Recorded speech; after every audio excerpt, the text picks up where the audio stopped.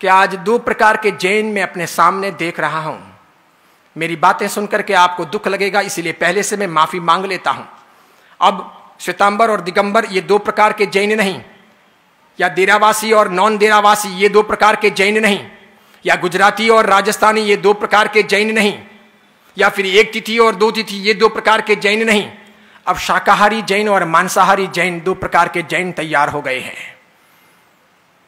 आप में से आधे लोग होंगे जो जैन हो, लेकिन मैं दावे पूर्वक कह सकता हूं कि आप शाकाहारी नहीं हैं।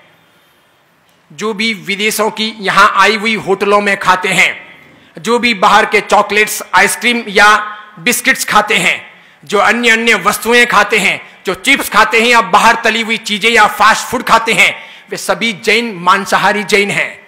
वे प्रत्यक्ष नहीं परोक्ष तरीके से मांसाहार जीमते हैं, वे अपनी जड़ों से टूटते हैं। जैन होने के नाते अगर व्यापार करें, किसी कंपनी के शेयर खरीदें, किसी कंपनी के शेयर बेचें, किसी व्यक्ति के यहां पर कारोबार करें और किसी का ऑर्डर लेने के लिए किसी के पास में जाएं, तो क्या कभी हम सोचते हैं कि पार्टी दें तो किस चीज की दें और किस चीज की ना दें?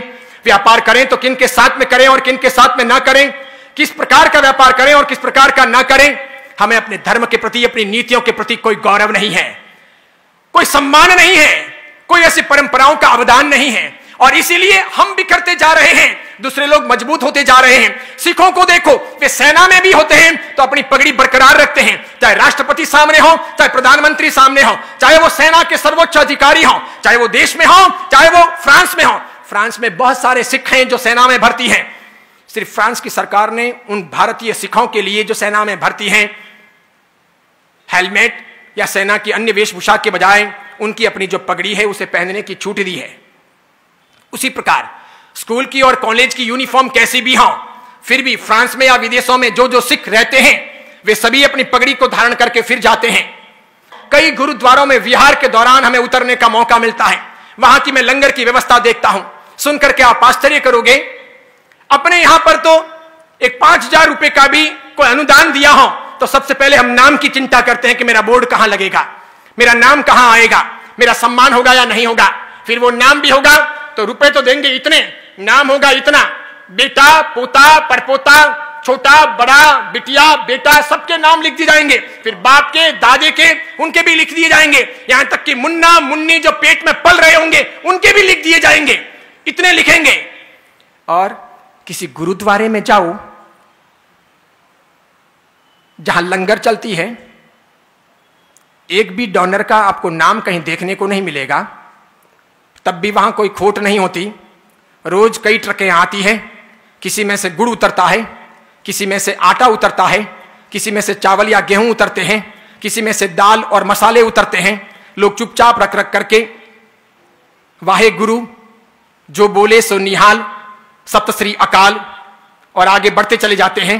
और इस कदर उनकी व्यवस्थाएं मजबूती के आधार पर डेवलप हो रही, ऐसी विकसित हो रही कि वे लोग अपने हिसाब से अपने धर्म के अनुसार चल रहे। हम सब जगह पर बदलते जा रहे।